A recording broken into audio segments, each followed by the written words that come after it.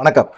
அதிமுக பாஜக கூட்டணி உருவாயிருச்சு. உருவான பிறகு பார்த்தீங்கன்னா, அந்த கூட்டணிக்குள்ள தேசிய ஜனநாயக கூட்டணிக்குள்ள வந்து ஓபிஎஸ் இருக்காரா, டிடிவி தினகரன் இருக்காரா அப்படிங்கிற ஒரு சந்தேகம் எடப்பாடி பழனிசாமிக்கு மட்டுமே இருக்கு. மாநில தலைவரா நயினா நாகேந்திரன் வந்த பிறகு பார்த்தீங்கன்னா, ஓபிஎஸ், டிடிவி தினகரன் இவங்கெல்லாம் வந்து பார்த்தீங்கன்னா, தேசிய ஜனநாயக கூட்டணியில் இருக்கிறாங்க அப்படின்னு சொல்றாங்க. ஆனால் எடப்பாடி பழனிசாமி பிரச்சாரங்கள் போகும்போது கூட ஓபிஎஸ் பேரையோ டிடிவி பேரையோ சொல்றது இல்லை. அதிமுக பாஜக கூட்டணி மட்டும்தான் அப்படிங்கிற மாதிரி சொல்றாரு. தேசிய ஜனநாயக கூட்டணியை பற்றி பெருசாக பேச மாட்டேங்கிறாரு. அது இல்லாமல் பார்த்தீங்கன்னா, தேசிய ஜனநாயக கூட்டணியில் நாங்கள் இருக்கிறோம், அதிமுக இருக்குது, அதிமுக தலைமையில் தான் அந்த கூட்டணியே தமிழ்நாட்டில் செயல்படுது. அதனால பார்த்தீங்கன்னா முதலமைச்சர் வேட்பாளர் யார் அப்படிங்கிறது எடப்பாடி பழனிசாமி ஆகிய நான் தான் அப்படிங்கிற மாதிரி அழுத்தம் திருத்தமாக சொல்கிறாரு. கூட்டணி ஆட்சிக்கு நாங்கள் வந்து எப்பயுமே ஒத்துக்க மாட்டோம், தமிழ்நாட்டு மக்கள் அதை ஒத்துக்க மாட்டேங்கிறாங்க அப்படிங்கிற மாதிரி சொல்கிறாரு. கூட்டணி ஆட்சிக்கு தமிழ்நாட்டு மக்கள் ஏன் ஒத்துக்க மாட்டேங்கிறாங்க? அவங்க ஒன்றுமே சொல்லவே இல்லையே. இவங்களாம் ஒரு பொருளியை கிளப்பி விட்டுக்கிட்டு இருக்காங்க. கூட்டணி ஆட்சி இருந்தால் இவங்கனால ஊழல் பண்ண முடியாது, கூட்டணி கட்சிகள் எல்லாமே கேள்வி கேட்பாங்க, இல்லைன்னா கூட்டணி கட்சிகளுக்கு எல்லா விஷயமும் தெரிஞ்சு போகும், அதனால பப்ளிக்காக நம்ம பேர் நாசமாயிடும் அப்படிங்கிறதுல பயத்தில் தான் எடப்பாடி பழனிசாமி கூட்டணி ஆட்சிக்கு ஒத்துக்கவே மாட்டேங்கிறாரு. ஆனால் தேசிய ஜனநாயக கூட்டணியில் பார்த்தீங்கன்னா, கூட்டணி ஆட்சி அப்படிங்கிறதுல தெளிவாக இருக்கிறாங்க. அவங்கள பொறுத்த வரைக்கும் இப்போ ஆந்திராவில் வந்து சந்திரபாபு நாயுடு வந்து தனி பெரும்பான்மையில் தான் வெற்றி பெற்றார். ஆனாலும் பார்த்தீங்கன்னா பிஜேபி வந்து அங்கே பார்த்தீங்கன்னா 2 தொகுதியில் என்னவோ ஜெயிச்சது, ஒரு அமைச்சரில் ஒரு தொகுதியை கொடுத்துட்டாங்க. அதே போல் பார்த்தீங்கன்னா பவன் கல்யாண் அவர் கட்சிக்கும் பார்த்தீங்கன்னா துணை முதலமைச்சரை கொடுத்தாங்க. பவன் கல்யாணுக்கு சந்திரபாபு நாயுடு கொடுத்தாரு. இது வந்து தேசிய ஜனநாயக கூட்டணியோட கொள்கை தான். அதனால தனி பெரும்பான்மை அப்படின்னு சொல்லி எடப்பாடி பழனிசாமி சொன்னாலும், இல்லை நாங்கள் கொடுக்க மாட்டோம் அப்படின்னு சொன்னாலும் அதை ஒத்துக்க மாட்டாங்க பாஜக அப்படிங்கிறதுல இருக்கு. ஜெயிக்கட்டும் அப்படிங்கிற மாதிரி எண்ணத்துலையும் இருக்கிறாங்க. இப்போ ஏன்னு கேட்டிங்கன்னா, இப்போ வந்து ஓபிஎஸ் வந்து பார்த்தீங்கன்னா அமித்ஷா வந்த போது, தமிழ்நாட்டுக்கு வந்தபோது ஒரு 3 முறை என்னவோ வந்து ஓபிஎஸ் சந்திக்கிறதுக்கு பெரும் முயற்சி பண்ணார். அமித்ஷா வந்து சந்திக்கவே இல்லை. எடப்பாடி பழனிசாமியை கூட்டணி தொடர்பான பேச்சுவார்த்தை நடத்தி எடப்பாடி பழனிசாமியை கூப்பிட்டு வந்து பேச்சுவார்த்தையெல்லாம் முடிச்சுட்டு போனப்போ கூட ஓபிஎஸ்ஸை சந்திக்கிறதுக்கு அவருக்கு மனம் இல்லை.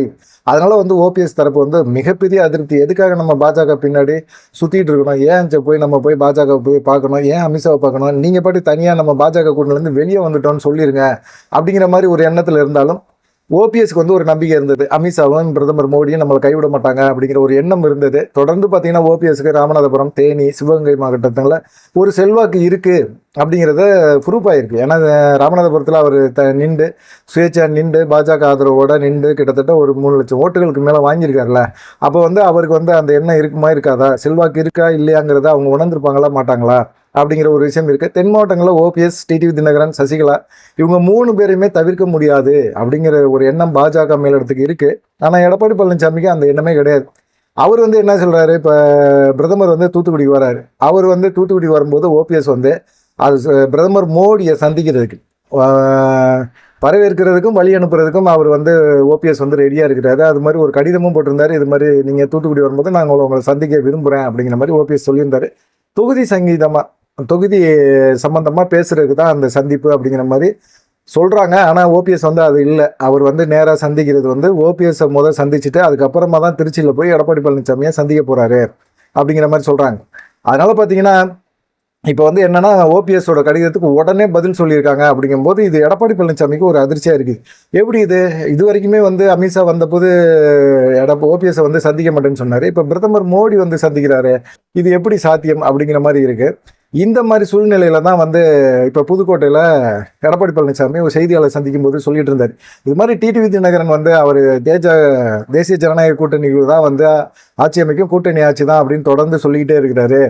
இதை பற்றி நீங்கள் என்ன சொல்கிறீங்க? நீங்களும் அந்த கூட்டணியில் இருக்கீங்களா அப்படிங்கிற மாதிரி கேள்வி கேட்கும்போது அவங்க சொல்கிறதுக்கெல்லாம் நான் பதில் சொல்லிட்டு இருக்க முடியுமா?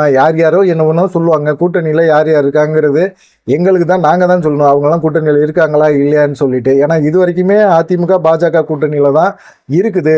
மற்றபடி யாருமே கூட்டணிக்குள்ளே இருக்கிறாங்க அப்படிங்கிறது எங்களுக்கு தெரியாது, நாங்களும் இன்னும் முடிவு எடுக்கல அப்படிங்கிற மாதிரி ஒரு இதை சொன்னார். டிடிவி தினகரனுக்கும் தேசிய ஜனநாயக கூட்டணிக்கும் வந்து சம்மந்தம் இல்லை அப்படிங்கிற மாதிரி பட்டும் படாமல் எடப்பாடி பழனிசாமி பேசிகிட்டு இருந்தார். இதை பார்க்கும்போது டிடிவி தினகரனுக்கு ரொம்ப டென்ஷன். அவரும் சிவகங்கையில் வந்து செய்தியாளரை சந்திச்சார். அதுக்கு முன்னாடி வந்து அவர் என்ன சொல்லிட்டு இருக்காரு, தேசிய ஜனநாயக கூட்டணியில் தனி பெரும்பான்மையில் நீங்கள் வெற்றி பெற்றாலும் வெற்றி பெறுங்க, அதுக்கு வாழ்த்துக்கள். ஆனால் வெற்றி பெற்றாலும் கூட்டணி ஆட்சி தான், கூட்டணி கட்சிகளுக்கு ஆட்சி அதிகாரத்தில் பங்கு கண்டிப்பாக கொடுத்தாகணும். இப்போ ஒரு வேளை டிடிவி தினகரனுக்கு ஒரு அமைச்சர் பதவி கொடுக்குறாங்க அப்படின்னா கண்டிப்பாக அந்த அமைச்சர் பதவியில் அதிமுகக்குள்ளே நுழைஞ்சு எல்லாத்தையுமே கூட்டிகிட்டு வர்றதுக்கு வாய்ப்புகள் அதிகமாக இருக்குன்னு எடப்பாடி பழனிசாமி பயப்படுறாரு. அதே போல் ஓபிஎஸ் நின்றார். ஓபிஎஸ்ஸுக்காக ஒரு அமைச்சர் பதவியில், ஒரு முக்கியமான அமைச்சர் பதவியை பாஜக அழுத்தம் கொடுத்து, ஏன் துணை முதலமைச்சர் பதவியை திரும்பவும் கொடுத்து அவரை துணை முதலமைச்சர் இருங்க, எப்படி ஆந்திராவில் பவன் கல்யாணுக்கு கொடுத்தாங்களோ அதே போல் கொடுங்க அப்படின்னு சொல்லி ஓபிஎஸ் கொடுக்க சொல்லி பாஜகவோ இல்லை டிடி தினகரனும் ஒரு அழுத்தம் கொடுக்குறாங்க அப்படின்னா கண்டிப்பாக எடப்பாடி பழனிசாமியால் ஒன்றும் செய்ய முடியாது. ஏன்னா எல்லாம் தான் எடப்பாடி பழனிசாமிலேருந்து எல்லாம் லாக் ஆகியிருக்காங்கல்ல. அப்புறம் என்ன பண்ண வராங்க? இப்போ இன்னைக்கு பார்த்தீங்கன்னா சிவகங்கையில் டிடி தினகரன் சந்திச்சார். அவர் வந்து ஒரு விஷயத்த சொன்னார். என்ன சொன்னார்னா, அமித்ஷாவோட முயற்சி எடுக்கிறாரு, எல்லாமே அதிமுகவோட அம்மாவோட உண்மையான விசுவாசிகள் தொண்டர்கள் எல்லாமே ஒரே அணியில் ஒன்றிணையணும், ஒருங்கிணைந்த அதிமுக உருவானும். ஒருங்கிணைந்த அதிமுக தான் கூட்டணிக்கு வர கட்சிகள் வந்து விரும்புகிறாங்க. அதனால அமித்ஷாவும் அதை விரும்புகிறாரு. ஆனால் எடப்பாடி பழனிசாமி மட்டும்தான் அதை விரும்ப மாட்டேங்கிறாரு. ஆனால் பார்த்தீங்கன்னா என்டிஏ கூட்டணி வந்து தலைமை தாங்கும். ஆனால் என்டிஏ கூட்டணியில் யார் முதலமைச்சர் அப்படிங்கிறது தேர்தல் முடிஞ்ச பிறகுதான் சொல்ல முடியும் அப்படின்னு சொல்லிட்டு எடப்பாடி பழனிசாமிக்கு ஒரு இதை சொன்னார். 2024 நாடாளுமன்ற தேர்தலில் எடப்பாடி பழனிசாமி பிரதமராக மோடி வரக்கூடாதுன்னு நினச்சாரு, வரமாட்டாருன்னு நம்பினார். ஆனால் திரும்பவும் பிரதமராக மோடி வந்த பிறகு இப்போ அவரால் ஒன்றுமே செய்ய முடியல. அப்போ வந்து பாஜகவுக்கு எதிரான ஒரு மனநிலை இருந்தவர். அப்போ கூட நாங்கள் தேசிய ஜனநாயக கூட்டணியில் தான் இருந்தோம். இப்போ வந்து எடப்பாடி பழனிசாமி சுயநலத்துக்காக அவர் வந்து இப்போது தேசிய ஜனநாயக கூட்டணிக்குள்ளே வந்திருக்கிறார். நாங்கள்லாம் முன்னாடியிலேருந்து அந்த கூட்டணிக்குள்ளே இருக்கிறோம்.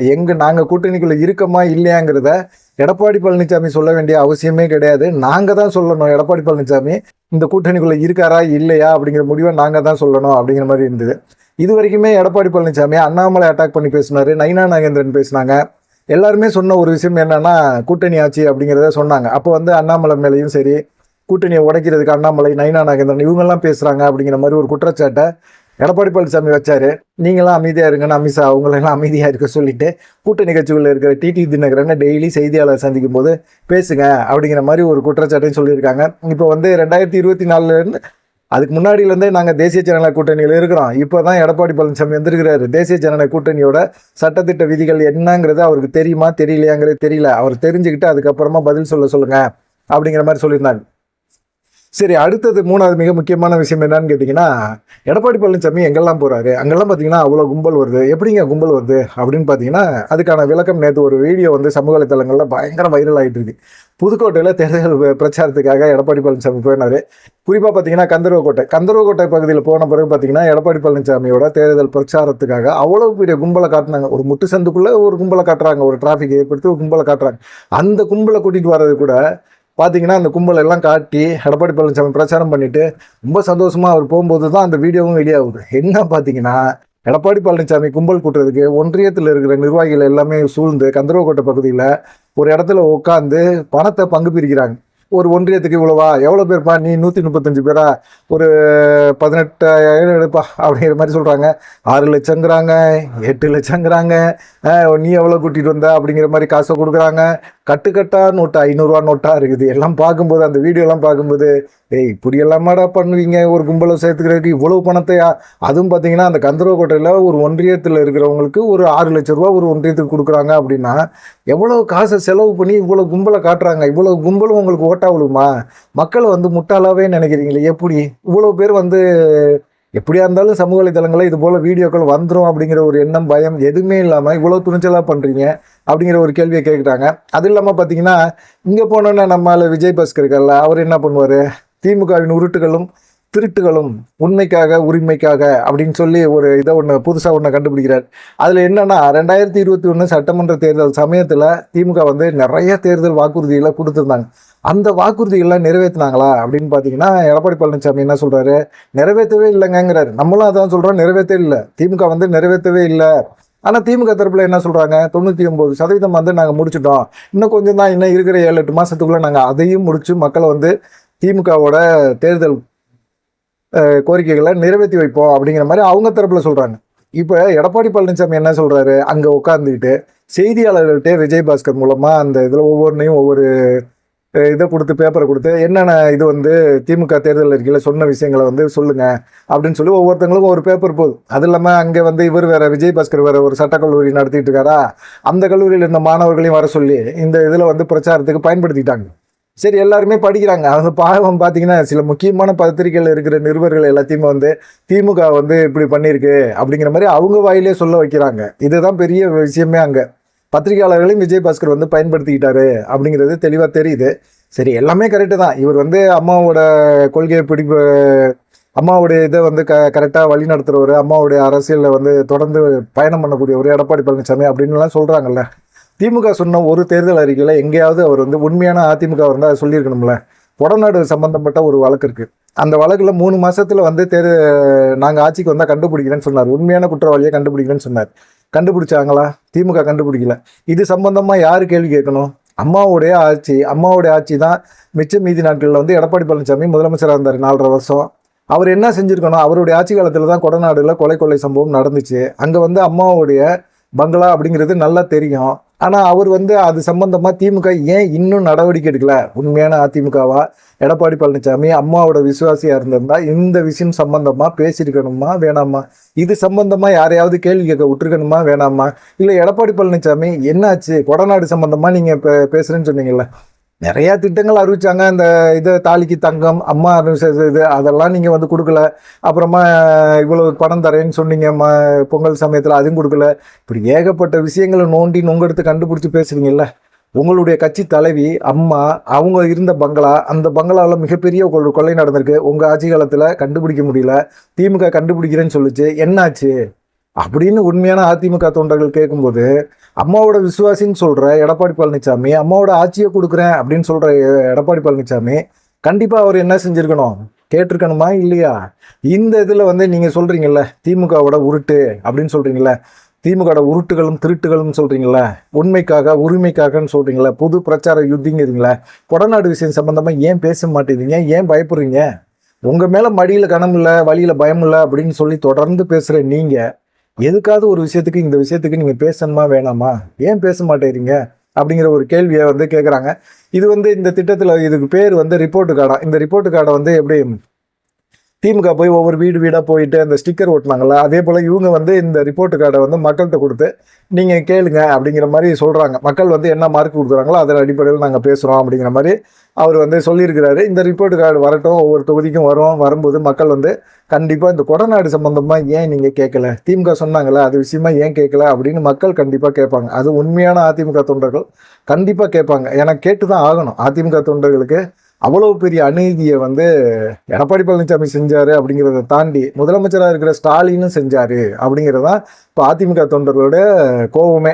இப்போ என்ன சொல்கிறாரு அப்படின்னா, அதிமுக தலைமையிலான கூட்டணி அமோக வெற்றி 2027 ஜெயிக்கும், ஆட்சி அமைக்கும் அப்படிங்கிறாரு. எப்படி ஆட்சி அமைக்கும்? இவ்வளோ காசு கொடுக்குறீங்க, இப்போ கும்பல் கூட்டுறதுக்கே இவ்வளோ காசு கொடுக்குறீங்க அப்படின்னா ஓட்டு போடுறதுக்கு நீங்கள் காசு கொடுத்து தான் ஆகணும், பயங்கரமாக கொடுத்து தான் ஆகணும். கொடுத்தா தான் உங்களால் ஓட்டு விழுவோம். அதுவும் சந்தேகம்தான் அப்படிங்கிற ஒரு சூழ்நிலை இருக்குது. இவ்வளோ கும்பலை பார்த்துட்டு நீங்கள் வந்து இந்த வீடியோலாம் பார்ப்பீங்களா மாட்டிங்களான்னு தெரியல.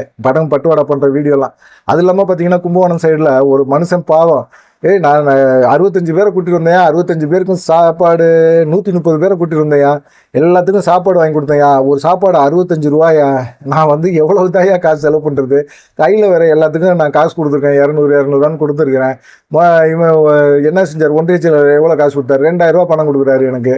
அவ்வளோ பணத்தை கொடுத்து நான் எவ்வளவோ செலவு பண்ணி ஆட்களை கூட்டு வந்தேன், வெறும் 2000 கொடுத்து என்னை அனுப்பிச்சி விட்றானுங்க அப்படிங்கிற மாதிரி அவர் ரொம்ப ஆதங்கப்பட்டு பேசுகிறாரு. இப்படிலாம் நீங்கள் ஒரு கும்பலை கூட்டி ஒரு வேடிக்கையை காட்டி நாங்கள் மிகப்பெரிய ஒரு இயக்கம் பாருங்களேன் அப்படிங்கிற மாதிரி சொல்கிற இந்த விஷயங்கள் வந்து அதிமுகவுக்கு வந்து இப்போ எதிர்ப்பு அலைகளை பயங்கரமாக உருவாக்கிட்டு இருக்கு. பார்க்கலாம் என்ன நடக்கும். இன்னும் அதாவது பிரச்சாரம் 7-8 மாதம் இருக்குல்ல, பார்க்கலாமே. இவர் வந்து இப்போ ஓபிஎஸ் டிடிவி தினகரன் தேசிய ஜனநாயக கூட்டணியில் இல்லை அப்படின்னு சொல்கிறாரு எடப்பாடி பழனிசாமி. ஆனால் பிரதமர் மோடி வந்து ஓபிஎஸ்ஸை சந்திக்கிறதுக்கு அப்பாயின்மெண்ட்டில் உடனே பதில் சொல்லியிருக்காரு. இது எடப்பாடி பழனிசாமிக்கு அதிர்ச்சி. தொடர்ந்து டிடிவி தினகரன் வந்து கூட்டணி ஆச்சு அப்படிங்கிறத சொல்கிறாரு.